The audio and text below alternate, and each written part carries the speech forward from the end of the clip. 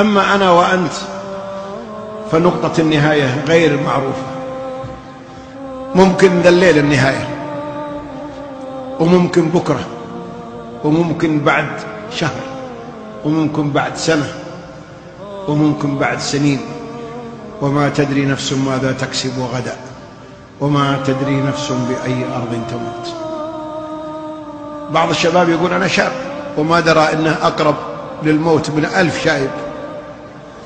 كم من شاب ركب سيارته وما نزل منها، وكم من شاب لبس ثوبه وما خلعه بنفسه، خلعوه مزقوه من عليه. وكم من إنسان نام على فراشه وما استيقظ منه نومة الموت. وكم من إنسان خرج من بيته ولم يعد إليه، من هناك شلوا على المستشفى، ومن المستشفى إلى المقبرة. وما دامت نقطة النهاية بالنسبة لي ولك غير معروفة، فيجب أن نكون مستعدين في كل لحظة لهذه النقطة.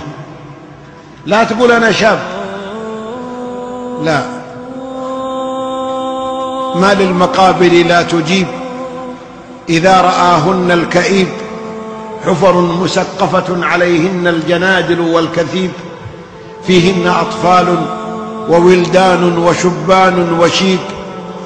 كم من حبيب لم تكن عيني لفرقته تطيب، غادرته في بعضهن مجندلا وهو الحبيب. كم صلينا على أموات أيها الإخوة؟ واجد. ومتى يصلى علينا؟ كم عزينا في الناس ومتى يعزى فينا؟ كم سمعنا من أخبار الأموات ومتى نكون نحن الخبر؟ أجل ما دمنا نعرف هذه الحقيقة فنحن بين خيارين. الخيار الأول الصحيح والأمثل أن نستعد وأن نعتبر أنفسنا قريبين من النهاية. يقول صلى الله عليه وسلم إذا أصبحت، شوفوا الحديث يا أخواني هذا عجيب، إذا أصبحت فلا تنتظر المساء، لا تقول في الليل يمكن ما يجي الليل عليك.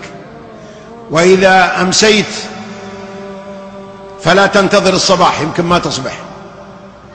وكن في الدنيا كأنك غريب أو عابر سبيل.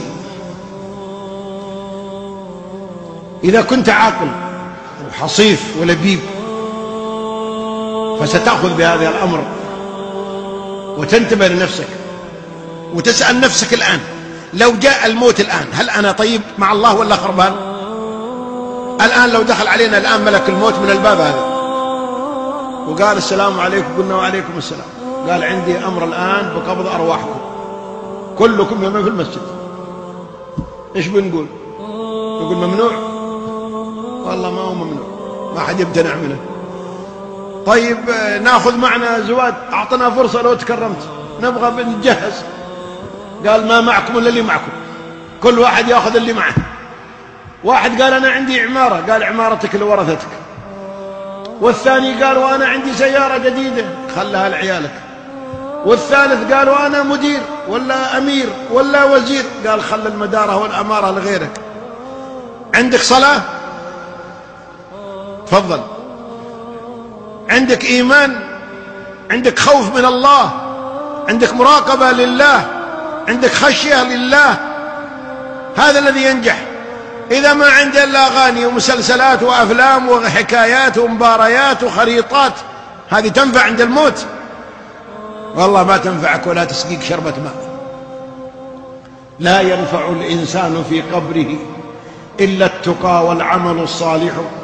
يا من بدنياه اشتغل وغره طول الأمل، وقد مضى في غفلة حتى دنا منه الأجل. الموت يأتي بغتة والقبر صندوق العمل. أجل إذا كنت عاقلا وموفقا فاستعد.